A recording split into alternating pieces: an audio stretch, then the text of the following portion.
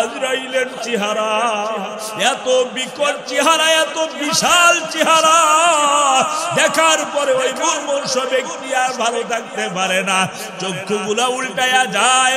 আজরাইল কেমন সুরত নিয়া ওই বৎকারের জানটাকে কবজ করার জন্য আসে জানুনি। আজরাইল যখন বৎকারের জানটাকে কবজ করে, আজরাইল যখন বৎকারের ঘরের দরজায় দাঁড়ায়া যায়, আজরাইলের মাথা থাকে আসমানে, পা গুলো থাকে জমিনে, চোখগুলো বড় বড়, মুখ দিয়ে আগুনের ফিনকি বের হচ্ছে, প্রত্যেকটা পশমের গুড়া দিয়ে আগুনের ঝলকি বের হচ্ছে। এই অবস্থা দেখে ওই মুমূর্ষ ব্যক্তি তখন পালানোর চেষ্টা করে, দৌড়াইয়া পালানোর চেষ্টা করে। আজরাইল ডাক দিয়া কয়, ও ফেরেশতার দল, এই মুমূর্ষ ব্যক্তি, এই বদকার ব্যক্তি, এই নাফরমান ব্যক্তিকে ধর, আগুনের শিকল দিয়া বেঁধে ফেল। আগুনের শিকল দিয়া তখন ওই সাথে ফেরেশতাগুলো বেঁধে ফেলে, হাতগুলো নাড়াইতে থাকে। ওই ফেরেশতা যখন ডাক দিয়া কয়, হাতগুলো বেঁধে ফেল, জবান দিয়া খারাপ কথা বলতে পারে, জবানটাকে আগুনের শিকল দিয়া বেঁধে ফেল, তখন ওই মুমূর্ষ ব্যক্তি দৌড় দিতে পারে না, হাতগুলো লড়াইতে পারে না, জবান দিয়া কাউকে ডাক দিবে, খারাপ গালি দিবে, ভাষা বলবে, তাও বলতে পারে না। ও নবীর উম্মত, যদি তোমার আমার অবস্থা এমন হয়, যদি তোমার আমার অবস্থা এমন হয়, আজরাইল চলে আসছে, তুমি আজরাইলের সামনে পড়ে গেছো, তোমার অবস্থা নাফরমানি, তোমার অবস্থা গুনাহ করনেওয়ালা, তোমার অবস্থা গান শুনতেছো, এমন সময় যদি আজরাইল চলে আসে আর এই রকম ভয়ঙ্কর চেহারা যদি নিয়ে চলে আসে, তাহলে তুমি বলো, তুমি বলো, তুমি বলো, তোমার অবস্থানটা কি হবে? হবে ও নবীর উম্মত, একটা সেকেন্ড বেশি পাইবা না। আজরাইল যখন এই রকম সুরত নিয়ে ওই বদকার বান্দার সামনে চলে আসে, এবার আজরাইল ডাক দিয়া কয়, ও ফেরেশতার দল, একে আর বসায়া লাখিয়া লাভ নাই, একে শক্ত করিয়া ধর, রূহটাকে পায়ের বুড়া আঙ্গুল, বৃদ্ধা আঙ্গুল থেকে কবজ করা শুরু করো। এবার প্রত্যেকটা ফেরেশতার হাতের মধ্যে আগুনের গুর্জ, ওই রূহটাকে পায়ের বৃদ্ধা আঙ্গুল থেকে শুরু করে যখন হাঁটু পর্যন্ত চলে আসে, হাঁটুর এইখানে আবার একটা বান দিয়া দেয়, এই রূহটা যেন হাটের নিচে আর না যাইতে পারে, বান দিয়া তখন এই রূহটাকে আগুনের গুর্জগুলো দিয়া পিটানো হয়। আগুনের গুর্জগুলো দিয়ে যখন এই রূহটাকে পিটানো হয়, এই রূহটাকে পিটায়া পিটায়া হাত মাজা পর্যন্ত নিয়ে আসে, মাজার মধ্যে আনি আবার বান্ধিয়া দেয়।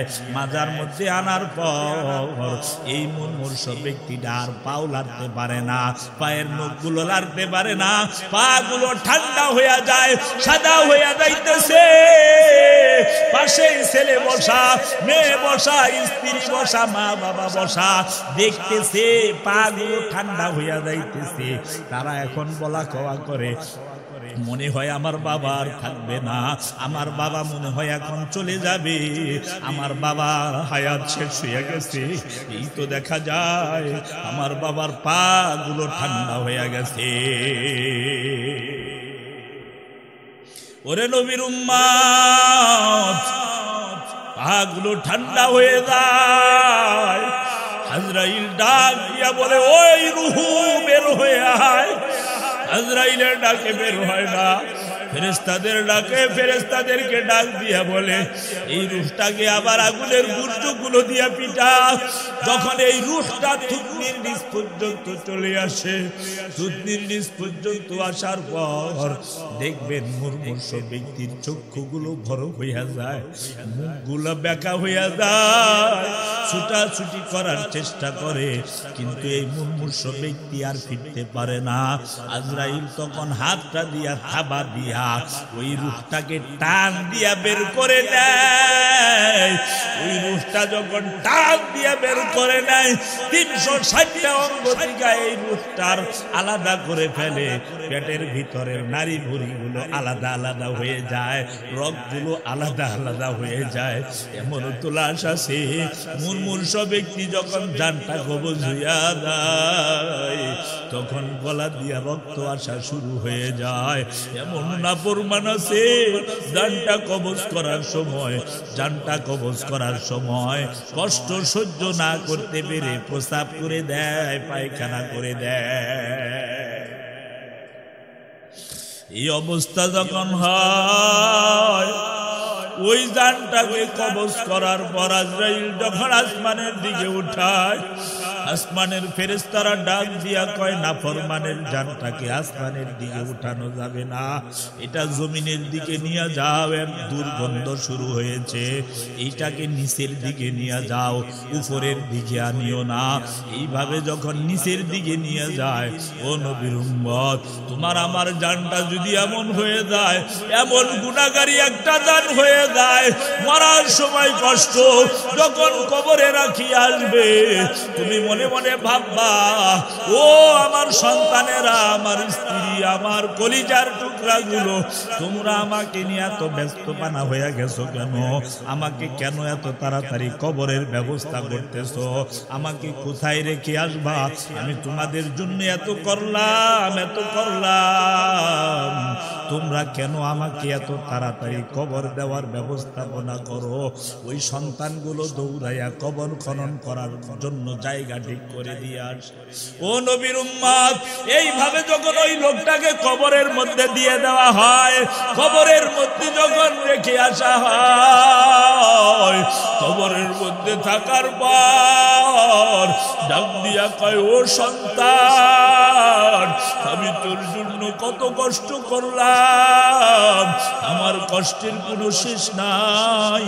এই শরীর থেকে আমি কত ঘাম ঝরাইছি, তোকে কত খাবারের ব্যবস্থা করে দিছি, নিজে না খাইয়া তোকে খাওয়াইছি, আজকে আমাকে কোথায় রেখে যাও?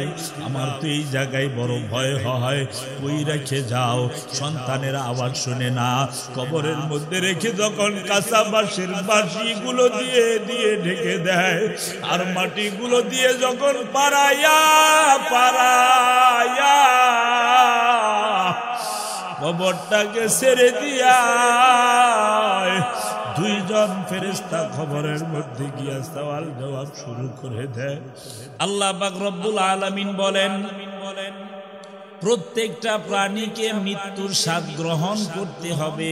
রব্বুল আলামিন যাদেরকে প্রাণ দিয়েছেন, প্রত্যেকটা প্রাণীকে প্রত্যেকটা প্রাণীকে মৃত্যুর স্বাদ গ্রহণ করতে হবে।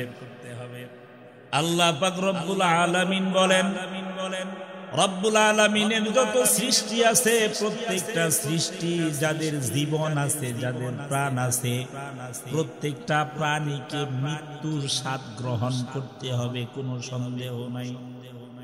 যদি কোনো মানুষ মনে করে আমি মরব না, রব্বুল আলামিন বলেন তাহলে তোমার পিছনের দিকে তাকায়া দেখো, তোমার পিছনে যারা এই দুনিয়ার মধ্যে ছিল কেউ কিন্তু দুনিয়ার মধ্যে নাই। কত ক্ষমতাশালী ছিল তারাও কিন্তু দুনিয়াতে নাই। মৃত্যুর স্বাদ গ্রহণ করা লাগছে, মৃত্যু বরণ করাই লাগছে, এটাই চিরসত্য কথা। ও নবীর উম্মত, গভীর মনোযোগ দিয়া শুনো, আল্লাহ পাক রব্বুল আলামিন মৃত্যু নামক যেই জিনিসটা আছে, মৃত্যু, এটা যখন কোনো মানুষের সামনে চলে আসে তখন তার জীবনের সব কিছু শেষ হয়ে যায়। মৃত্যু এমন একটা জিনিস দুনিয়ার স্বাদ নষ্ট করে দেয়। মৃত্যু এমন একটা জিনিস স্ত্রী থেকে আলাদা করে ফেলে। মৃত্যু এমন একটা জিনিস সন্তান থেকে আলাদা করে, জায়গা জমিন থেকে আলাদা করে। ও ধনাঢ্য ব্যক্তি, তোমাকে বিল্ডিং থেকে নামিয়ে কাঁচা মাটির ঘরের মধ্যে শয়ন করিয়ে দেয়। মৃত্যু বড় যন্ত্রণা, সাকরাতুল মাউত। মৃত্যু যখন চলে আসবে তখন আর দুনিয়ার মানুষ থাকতে পারে না, থাকতে পারে না। একটা মানুষ যখন মৃত্যুবরণ করে, ওই মানুষটা মৃত্যুবরণ করার 40 দিন আগে আজরাইল তার সাথে এসে সাক্ষাৎ করে যায়। আজরাইল তার কাছে এসে সিগন্যাল দিয়ে যায়, সিগন্যাল দিয়ে বলে, ও মুরব্বী, ও যুবক, ও পদ্মার অন্তরালের মা, তোমার আর 40 দিন হায়াত আছে। 40 দিন হায়াত আছে। 40 দিন পরে তুমি আর থাকবা না, তোমাকে মৃত্যুর পথের যাত্রী হইতে হবে। আল্লাহ পাক রব্বুল আলামিনের আরশের মধ্যে একটা বড়ই গাছ আছে, প্রত্যেকটা নাম মানুষের হায়াত নামক বড়ই পাতা ওই বড়ই গাছের মধ্যে লাগানো আছে। যখন কোন মানুষ মৃত্যুবরণ করে, ওই পাতাটা 40 দিন আগে হলুদ বর্ণের হয়ে যাওয়া শুরু হয়। 40 দিন আগে পাতাটা যখন হলুদ বর্ণ হওয়া শুরু হয়, আজরাইল তোমার কাছে এসে সিগন্যাল দিয়ে যায়, ও মুরব্বী, ও হাজী সাহেব, ও অন্ধকার পদ্মার অন্তরালের মা, আর তোমার হায়াত মাত্র 40 দিন আছে। 40 দিন পর তোমার হায়াত শেষ হয়ে যাবে, অন্ধকার কবরের যাত্রী তুমি হয়ে যাবে। ও যুবক, ও আল্লাহর গোলাম, এই সিগন্যাল দেওয়ার পর দেখবেন অনেক মুরব্বীরা কথার ধাঁচ তেজ হয়ে যায়। আগে যেইভাবে চলাফেরা করত, এখন আর ওইভাবে চলাফেরা করে না, কেমন যেন একটা পরিবর্তন চলে আসে। ওরে নবীর উম্মতের দল, কেমন যেন একটা পরিবর্তন চলে আসে যখন আজরাইল 40 দিনের দিন দেখা করে যায় আর বলে যায়, তোমার হায়াত আর মাত্র 39 দিন আছে। 40 দিন থেকে শুরু করে প্রত্যেক দিন একদিন একদিন করে আজরাইল ওই মৃত্যু বরণ করা ব্যক্তির সাথে এসে দেখা করে যায়। যখন 40 দিন পার হয়ে যায়, 39 দিনের দিন এসে দেখা করে যায় আর বলে যায়, তোমার হায়াত আর 39 দিন আছে। 39 দিন শেষ হয়ে যায়, 38 দিনের দিন আসে। এইভাবে একে একে একে একে কমতে থাকে, কমতে থাকে, কমতে থাকে। তখন ওই মৃত্যু ব্যক্তি, যার মৃত্যু হয়ে যাবে, হায়াত শেষ হয়ে গেছে, ওই ব্যক্তির চলার ধরন চেঞ্জ হয়ে যায়, চলার ধরন চেঞ্জ হয়ে যায়, কথাবার্তার ভাব ভঙ্গিমা আলাদা হয়ে যায়। এবার ছেলেদেরকে ডাক দিয়া বলে, ছেলেরা রে, আয় আয় আয়, আমার এই সম্পত্তিটা তুমি নিয়ে নিও, এই সম্পত্তিটা তোমার বোনকে দিয়া দিও। আর নিজের স্ত্রীকে ডাক দিয়া বলে, ও স্ত্রী, আমি তো তোমার সবচেয়ে কাছের একজন লোক ছিলাম, আমি তোমাকে কত কেয়ার করতাম, তোমাকে কখনো কষ্ট দিতে দেই নাই। ও স্ত্রী, আমার শরীরের অবস্থান ভালো না, আমি মনে হয় বাঁচবো না, তোমাকে আমি কিচ্ছু দিয়া যাইতে পারলাম না।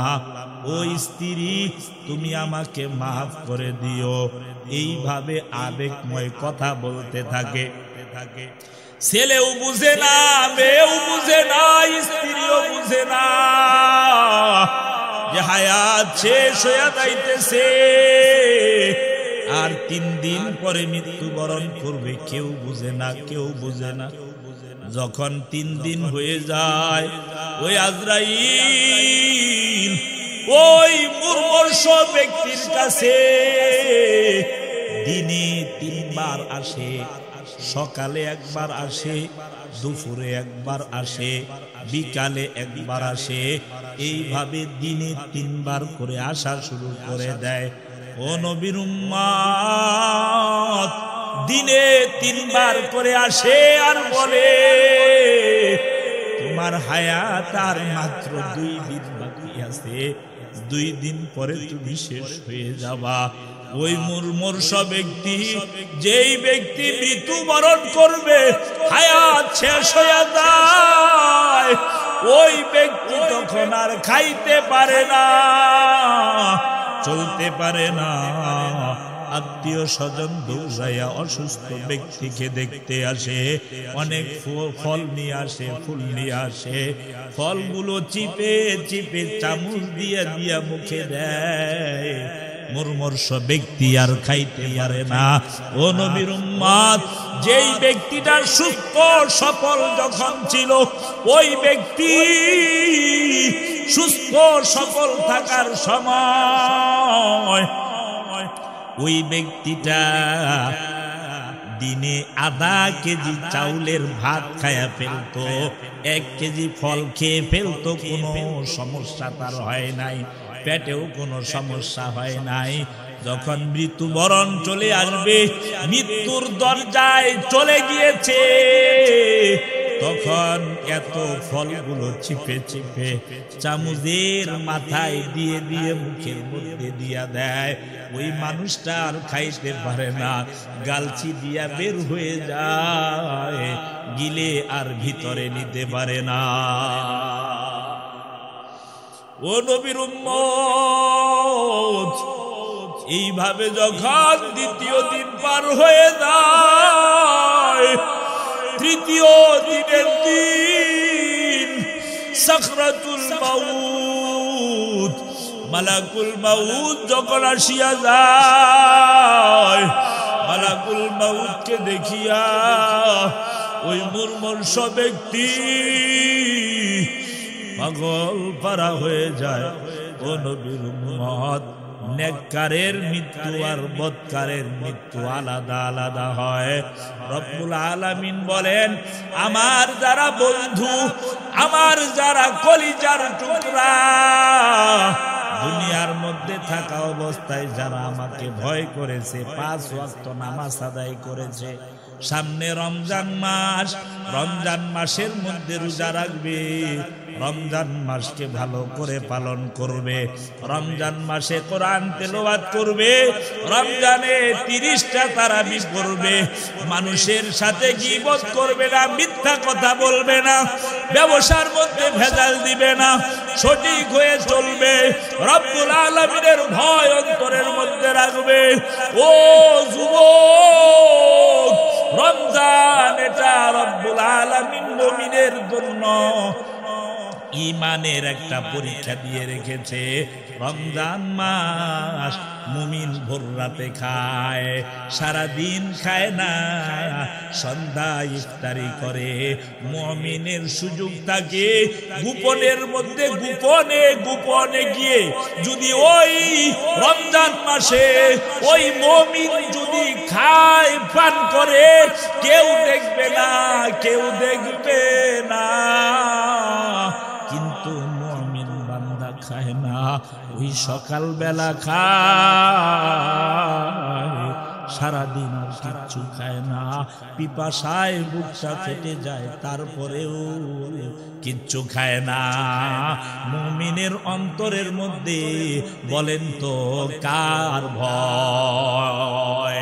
আল্লাহ আল্লাহ ক্যা মুবারক নাম হ্যায়, আল্লাহ আল্লাহ আশিকো কা কাম হ্যায়, আল্লাহ আল্লাহ তু মেরা মাবুদ হ্যায়, আল্লাহ আল্লাহ তু মেরা মাশুক হ্যায়।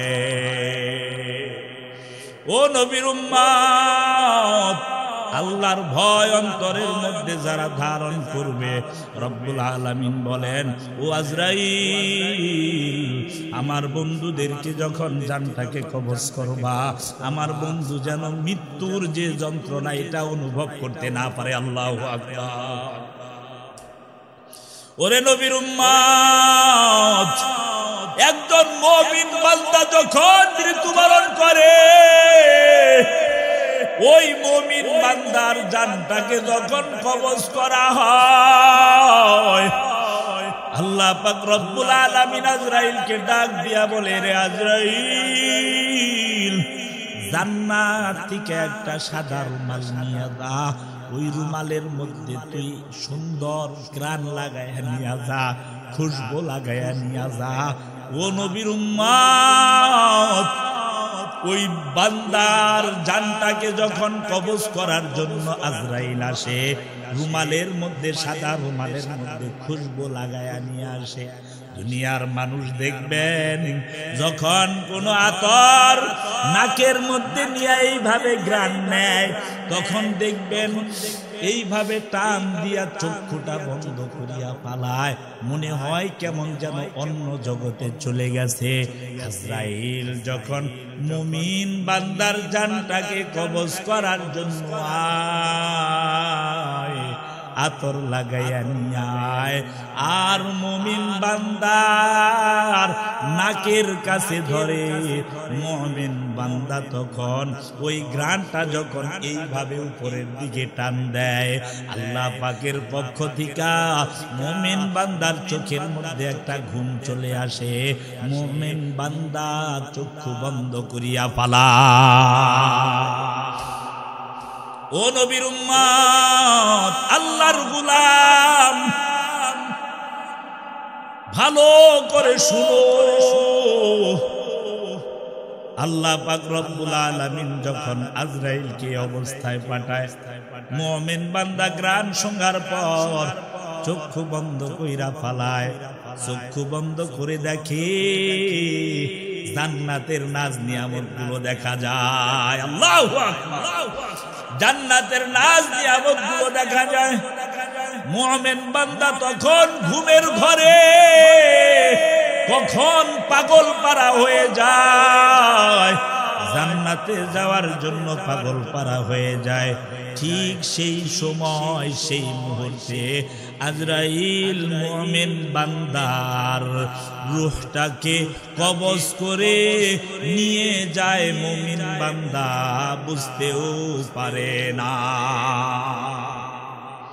ও নবীর উম্মত, যদি মুমিন হও, মৌতটা বড় সুন্দর, আর যদি মুমিন না হও, মরণটা কেমন হবে জানোনি?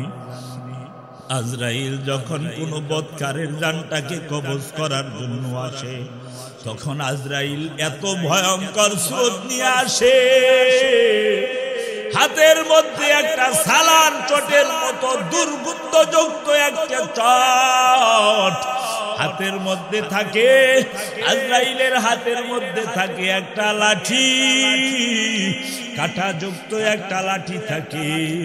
আজরাইলের সাথে আরো অনেকগুলো ফেরেশতা সাথে থাকে, প্রত্যেকটা ফেরেশতার হাতে হাতে একটা কাঁটাযুক্ত লাঠি থাকে।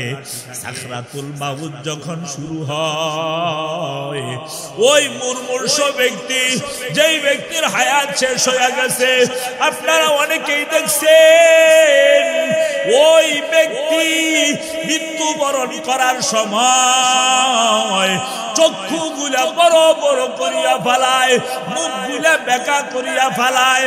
আমরা মনে করি ওই ব্যক্তি মনে হয় আমাদেরকে দেখতেছে, ঘর বাড়িগুলো সুন্দর কইরা বানাইছে এইগুলো মনে হয় দেখে, মনে হয় সন্তানাদিগুলোকে দেখে, নাইনাতকুরগুলোকে মনে হয় খোঁজাখুঁজি করে দেখে।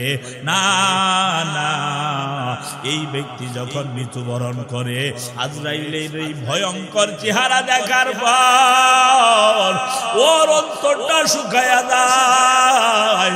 আজরাইলের সাথে যখন দেখে আরো অনেকগুলো ফেরেশতা দাঁড়ানো, প্রত্যেকটা ফেরেশতার হাতের মধ্যে কাঁটাযুক্ত লোহার লাঠি।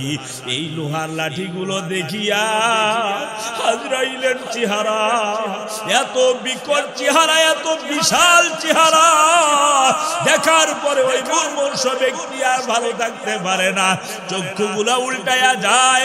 আজরাইল কেমন সুরত নিয়া ওই বদকারের জানটাকে কবজ করার জন্য আসে জানুনি। আজরাইল যখন বদকারের জানটাকে কবজ করে, আজরাইল যখন বদকারের ঘরের দরজায় দাঁড়ায়া যায়, আজরাইলের মাথা থাকে আসমানে, পাগুলো থাকে জমিনে, চোখগুলো বড় বড়, মুখ দিয়ে আগুনের ফিনকি বের হচ্ছে, প্রত্যেকটা পশমের গুড়া দিয়ে আগুনের ঝলকি বের হচ্ছে। এই অবস্থা দেখে ওই মুমূর্ষ ব্যক্তি তখন পালানোর চেষ্টা করে, দৌড়াইয়া পালানোর চেষ্টা করে।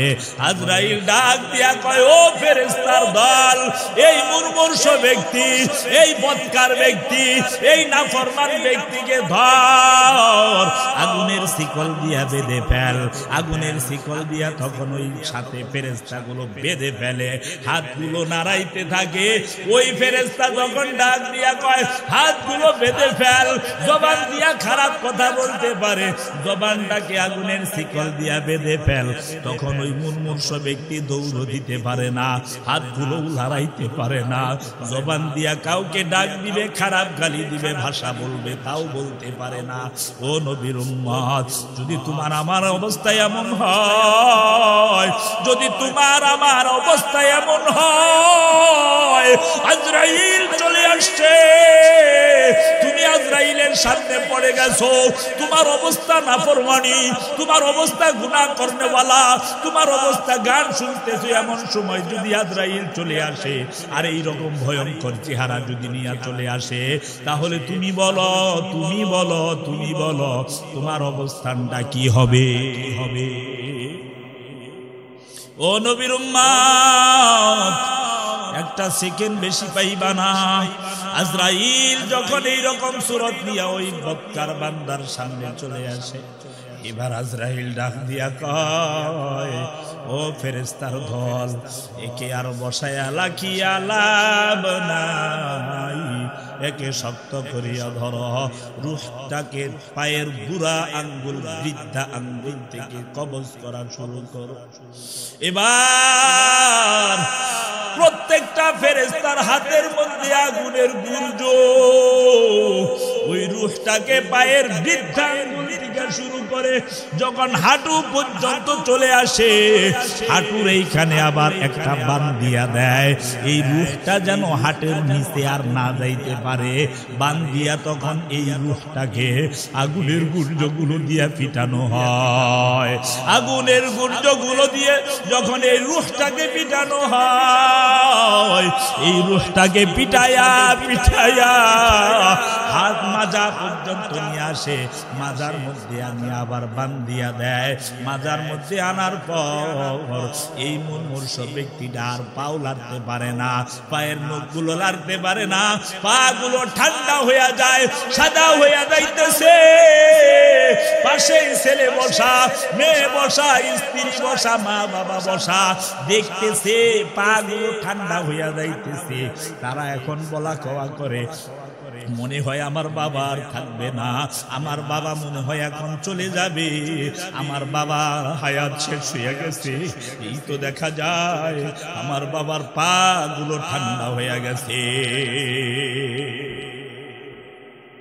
ওরে নবীর উম্মত, পা গুলো ঠান্ডা হয়ে যায়। আজরাইল ডাক দিয়া বলে, ওই রূহ বের হয়ে আয়। আজরাইলের ডাকে বের হয় না, ফেরেশতাদের ডাকে, ফেরেশতাদেরকে ডাক দিয়া বলে এই রূহটাকে আবার আগুনের গুর্জগুলো দিয়া পিটা। যখন এই রূহটা থুতনির নিচ পর্যন্ত চলে আসে, থুতনির নিচ পর্যন্ত আসার পর দেখবেন মুমূর্ষ ব্যক্তির চক্ষুগুলো বড় হইয়া যায়, মুখগুলো বেঁকা হইয়া যায়, ছুটাছুটি করার চেষ্টা করে, কিন্তু এই মুমূর্ষ ব্যক্তি আর ফিরতে পারে না। আজরাইল তখন হাতটা দিয়া থাবা দিয়া ওই রূহটাকে টান দিয়া বের করে নেয়। ওই রূহটা যখন টান দিয়া বের করে নেয়, 360টা অঙ্গ থেকে এই রূহটার আলাদা করে ফেলে। পেটের ভিতরের নারী ভুঁড়িগুলো আলাদা আলাদা হয়ে যায়, রগগুলো আলাদা আলাদা হয়ে যায়। এমন তুলাস আছে মুমূর্ষ ব্যক্তি যখন জানটা কবজ হইয়া যায়, তখন গলা দিয়া রক্ত আসা শুরু হয়ে যায়। এমন নাফরমান আছে জানটা কবজ করার সময়, জানটা কবজ করার সময় কষ্ট সহ্য না করতে পেরে প্রস্রাব করে দেয়, পায়খানা করে দেয়। এই অবস্থা যখন হয়, ওই জানটাকে কবজ করার পর আজরাইল যখন আসমানের দিকে উঠায়, আসমানের ফেরেশতারা ডাক দিয়া কয় নাফরমানের জানটাকে আসমানের দিকে উঠানো যাবে না, এটা জমিনের দিকে নিয়ে যাও, এর দুর্গন্ধ শুরু হয়েছে, এইটাকে নিচের দিকে নিয়ে যাও, উপরের দিকে আনিও না। এইভাবে যখন নিচের দিকে নিয়ে যায়, ও নবীর উম্মত, তোমার আমার জানটা যদি এমন হয়ে যায়, এমন গুনাহগারী একটা জান হয়ে যায়, মরার সময় কষ্ট, যখন কবরে রাখি আসবে, তুমি মনে মনে ভাববা, ও আমার সন্তানেরা, আমার স্ত্রী, আমার কলিজার টুকরা গুলো, তোমরা আমাকে নিয়ে এত ব্যস্তপানা হয়ে গেছো কেন? আমাকে কেন এত তাড়াতাড়ি কবরের ব্যবস্থা করতেছো? আমাকে কোথায় রেখে আসবা?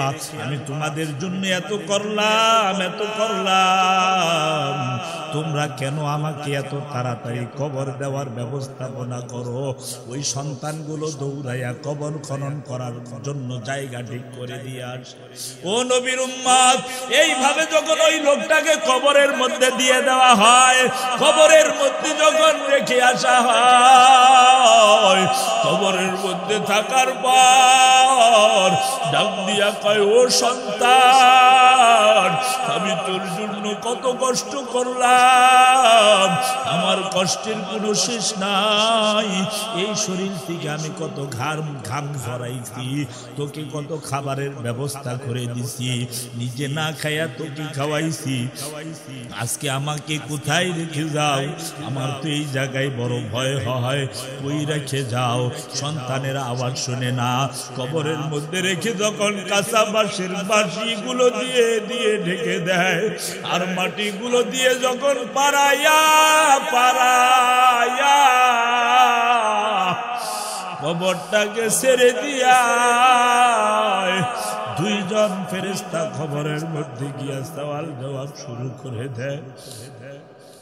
যখন প্রশ্ন করে তোমার রবকে, তোমার ধর্ম কি, তোমার নবী কে ছিল, তখন ওই মুমূর্ষ ব্যক্তি মৃত্যুবরণ করার পর, কবরের মধ্যে যাওয়ার পর যখন বলে, হা হা লা আদ্রি, আমি কিছু জানি না, আমার নবীকে আমি চিনি না, আমার ধর্ম কি আমি জানি না, আমার আল্লাহকে আমি চিনি না, ওই দুইজন ফেরেশতা আমল নামা গলার মধ্যে ঝুলাইয়া দিয়া চলে যাবে, কবরটা জাহান্নামের টুকরা হয়ে যাবে।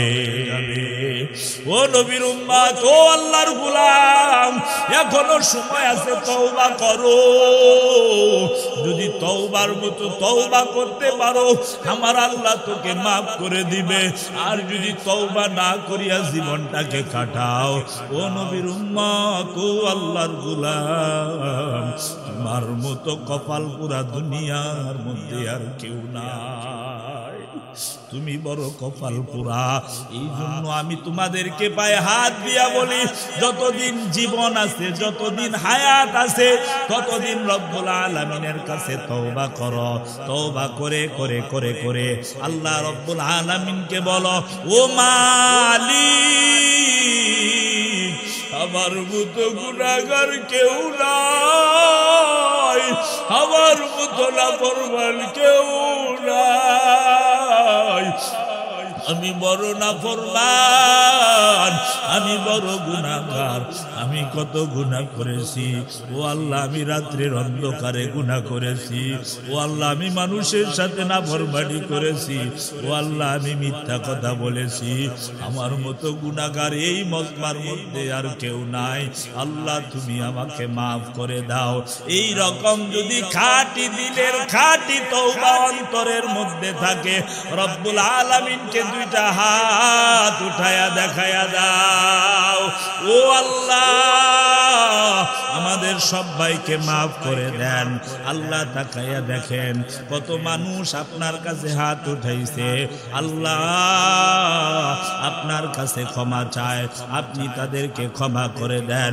মুরব্বীদেরকে ক্ষমা করেন, মা বাবাদেরকে ক্ষমা করেন, মাদেরকে ক্ষমা করেন। আয় আল্লাহ বোনদেরকে ক্ষমা করে দেন, যুবকদেরকে ক্ষমা করে দেন। রব্বুল আলামিন যারা অন্ধকার কবরে চলে গেছে তাদেরকে ক্ষমা করে দেন। আয় আল্লাহ আপনি যদি ক্ষমা না করেন আমাদের ক্ষমা করার মতো আর কেউ নাই। আল্লাহ আপনার কাছে শেষ ফরিয়াদ জানাই, আপনি ক্ষমা না করে অন্ধকার কবরের যাত্রী বানায়েন না। জোরে বলেন আমিন।